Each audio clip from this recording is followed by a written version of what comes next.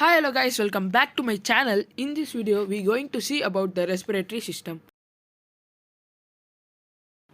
The lungs are the major organs of a respiratory system. The lungs are a pair of a spongy air-filled organ located on the either side of the chest, thorax. The right lung has three lobes and it's slightly larger than the left lung which has two lobes. In this photo shows the right lung superior lobe, middle lobe, inferior lobe and the left lungs superior lobe and inferior lobe. The lungs are separated by the mediastinum. This area contains the heart, trachea, esophagus and many lymph nodes. The respiratory system can be described in two parts. The upper respiratory tract consists of the nose, air sinuses, pharynx and larynx. And the lower respiratory tract comprises the trachea, bronchi and lungs. During breathing, air enters from the nose and mouth through the larynx and trachea and thence to the two main bronchi. The bronchi divide into small bronchioles and these open into a pulmonary alveoli.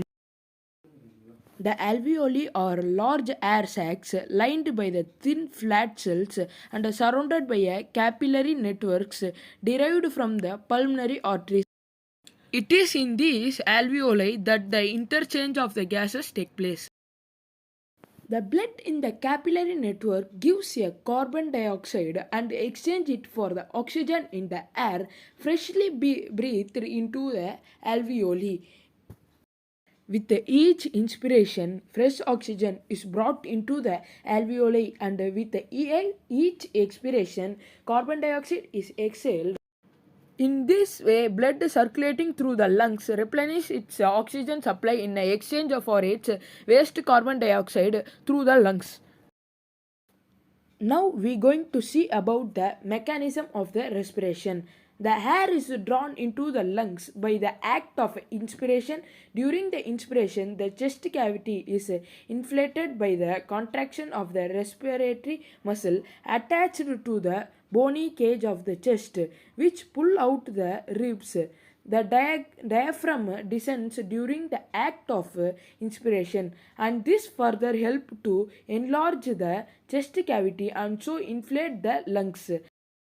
The lungs in the expanding suck in the air through the respiratory passage into each and every alveolus and so allow the oxygen to be taken up and the waste product carbon dioxide to be given off. At the end of the inspiration, the intercostal muscles and the diaphragm relax and allow the chest wall to fall back, thereby deflating the lung.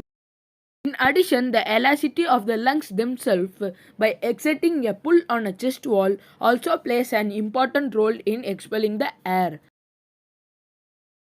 This expulsion of air from the lungs is known as expiration. Thank you for watching and don't forget to like, share and subscribe my channel.